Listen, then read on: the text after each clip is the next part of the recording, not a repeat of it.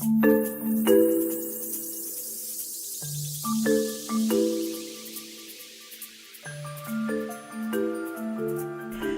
everyone, what's good? I'm Fatu and we're back with another episode of Good to Know. Yay! This is the 10th episode, which is so crazy to me because I really didn't think I'd really go all the way and be consistent with it, but here I am.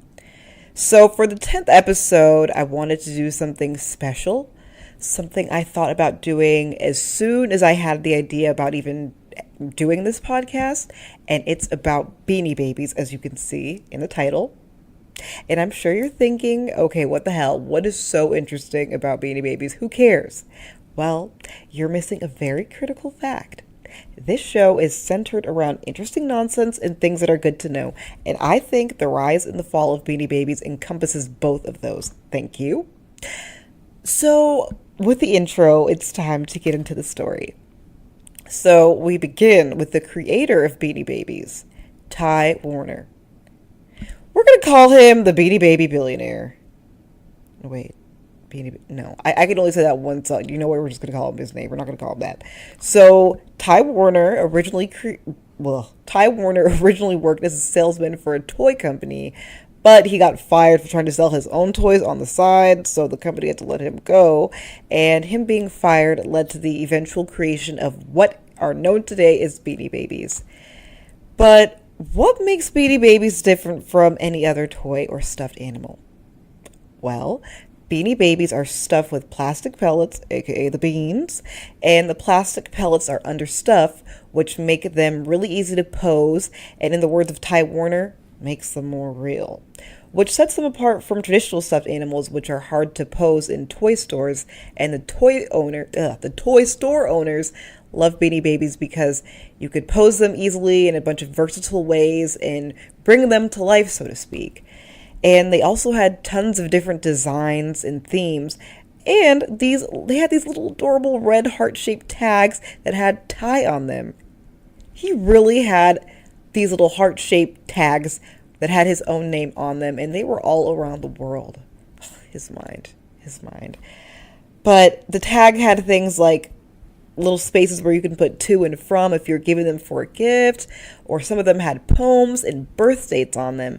And not to mention, they were super inexpensive. They were maybe like 5 to 10 max for the Beanie Babies in store for the original price. I'm not talking about the price on eBay. I'll get to that later, though.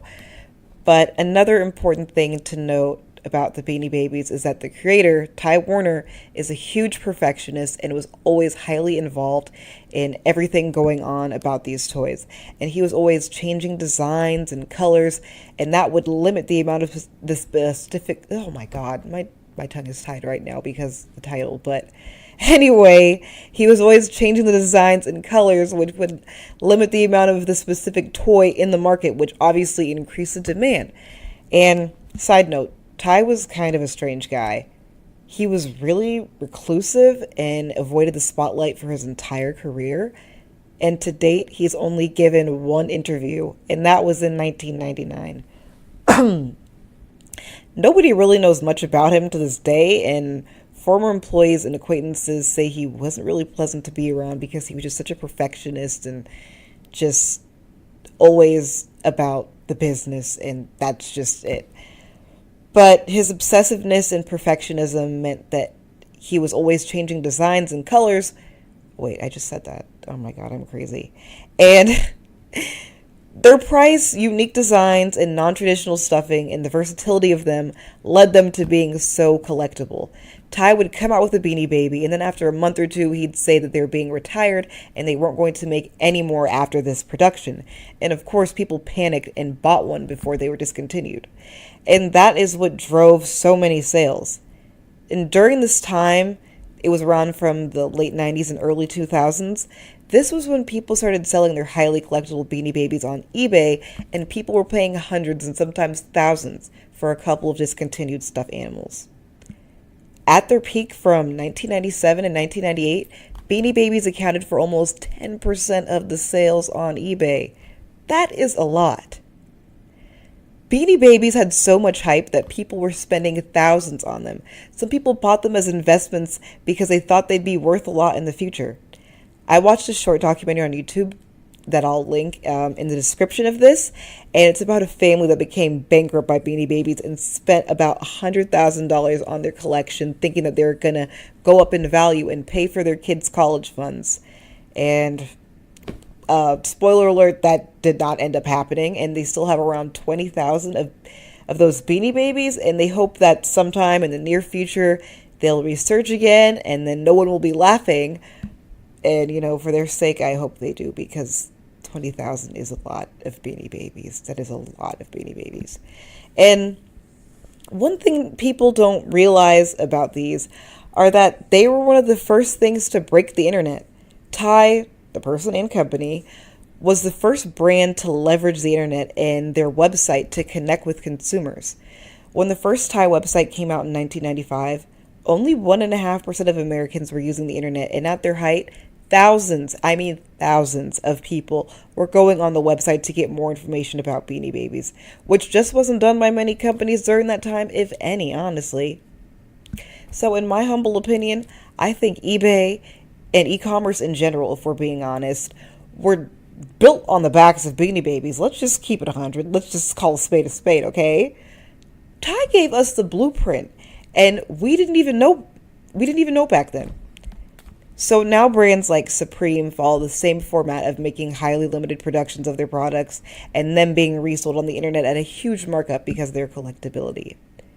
So all good things must come to an end, and unfortunately that's what happened to these poor babies. Ty, as said before, was low-key a stunt queen, and he was always retiring toys, and at the end of 1999 he had this super dramatic, what am I even saying? He had this super dramatic announcement that Beanie Babies were going to stop production and none of them were going to be made again. And people were, of course, up in arms and begged them to keep being made, which, of course, they ended up doing, obviously. But by the early 2000s, people were over Ty and his toys. What were once worth thousands are now just collecting dust in the back of people's windshields in their cars and sitting in boxes in a garage, in the hopes that one day they'll be worth something again.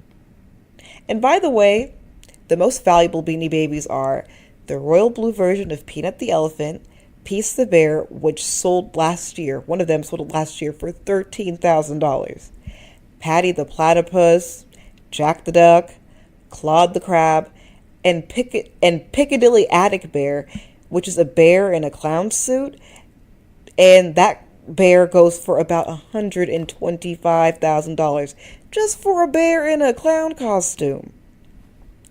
And an honorable mention goes to Princess Diana Bear. Princess Bear was a bear made in honor of Princess Diana after she passed away. And I'm actually looking on eBay right now, and I see a princess bear that was put in a case. It says in the description it was put in the case immediately after it was purchased, which I'm assuming was in 1997, and it's $80,000 on eBay right now. But as I'm scrolling, there's a ton of these on eBay, so I don't think they're worth as much. So if you have any of those and they're in amazing condition, you might just have something going for you. But if you just have a bunch of random old ones that have seen better days, then I think you just cut your losses. Sorry.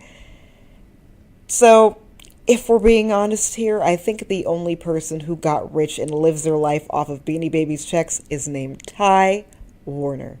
Those heart-shaped tags have him set for life. So now that I'm at the end here, I just want to reiterate the fact that these toys were iconic. They broke the internet and became viral before sites like Twitter, Instagram, and Facebook were even a thing. Good old-fashioned supply and demand and word of mouth, and also being internet savvy, can really get you far, at least in the case of Ty Warner and Beanie Babies. He never once sold his company, and he never went public. His net worth is nearly $2 billion, and it's all because of these toys. So he might have been strange and a complicated man with a difficult upbringing, but you can't deny, Ty was a genius. Even though he was convicted of federal tax evasion, but that's another story for a different day. But that is all I have for today. I'm glad I made this because this is something that I've wanted to do for a while, and it's just been in the back of my mind for a long time now. And I've been tired of making all like the serious, hard hitting, factual content lately about like pyramid schemes and scams and all these kinds of stuff. So I just decided to, make something more fun. So thanks for listening. Make sure you rate, subscribe, and share. Thanks for listening to Good to Know. Bye.